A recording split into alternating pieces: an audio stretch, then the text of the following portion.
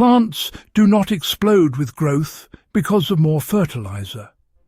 They surge when minerals become available at the exact moment roots can absorb them.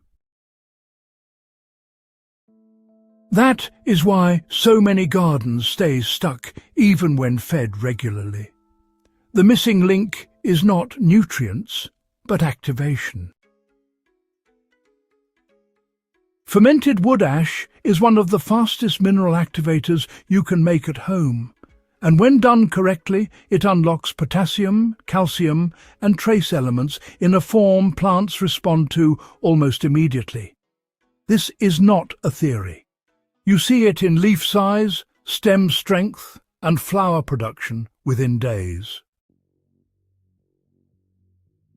Why raw wood ash often disappoints. Wood ash is powerful, but raw ash is unpredictable. It can spike soil pH, lock out nutrients, and shock roots if applied carelessly. You know, many gardeners try it once, see mixed results, and just abandon it. But honestly, the problem isn't the ash itself. The real issue is timing and biology. Fermentation, well, that solves that. So, what does fermentation change in wood ash? Fermentation pre-dissolves minerals and binds them with organic acids produced by microbes. Instead of dumping alkaline dust into your soil, you're actually delivering buffered minerals suspended in a living liquid. This process turns a harsh amendment into a fast, gentle feed. And that, right there, is why plants respond so quickly. Now, let's talk about what fermented wood ash actually feeds. Fermented wood ash provides potassium for flowering and fruiting, calcium for cell structure, magnesium for chlorophyll production, and, honestly, dozens of trace minerals that plants need in small but really critical amounts. Fermentation doesn't add nitrogen, which is actually important because it prevents leafy excess and focuses energy on strength and yield. This makes it just ideal during growth and bloom stages. So, here's the exact fermented wood ash formula. Make sure you use clean, cold wood ash only, no charcoal briquettes, no treated wood, and definitely no painted material. Measure out 1 cup of fine sifted wood ash and place it into a non-metal container. Next, add 1 gallon of clean water. Stir it thoroughly. Then add 1 tablespoon of unsulfured molasses to feed those beneficial microbes. Cover the container loosely and let it ferment for about 24 to 48 hours in a warm, shaded place. Remember to stir it once or twice during fermentation. When you're ready to use it, dilute 1 cup of this fermented solution into 1 full gallon of water. This final dilution is what you'll actually apply to your plants. So, why does dilution matter more than just the quantity you use? Well, wood ash is actually really mineral dense. Using more isn't always better. Dilution helps ensure that roots receive minerals without any stress. When you combine fermentation with proper dilution, you actually create a plant-safe tonic, not a soil disruptor. Honestly, this is where most mistakes tend to happen. Let's talk about when to apply for the best results.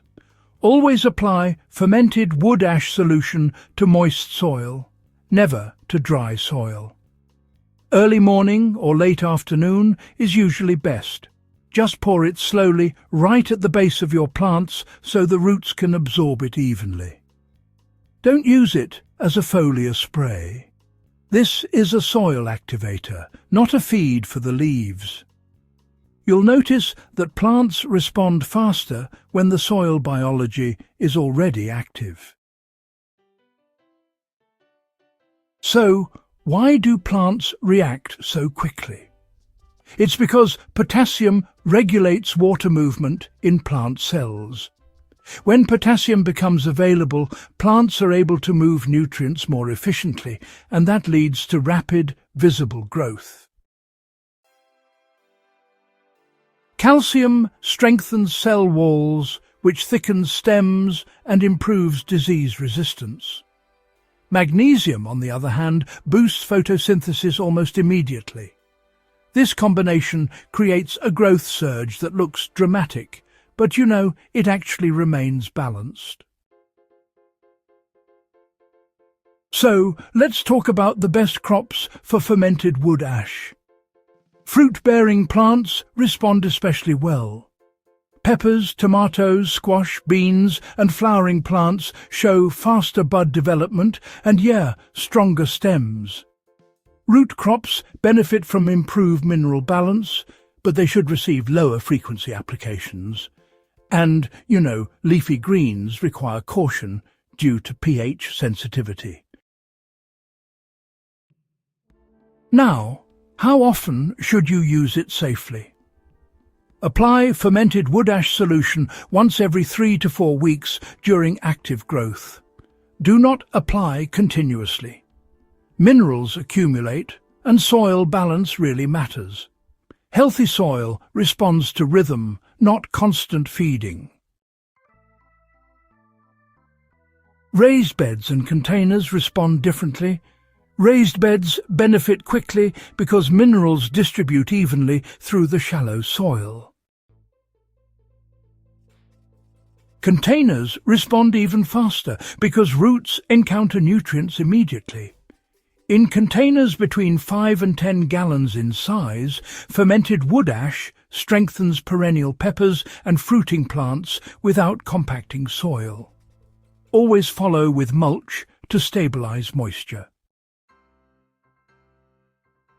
Supporting peppers with mineral-rich soil is key. Peppers grown in containers really thrive when the soil includes a high-quality potting mix, amended with compost and worm castings.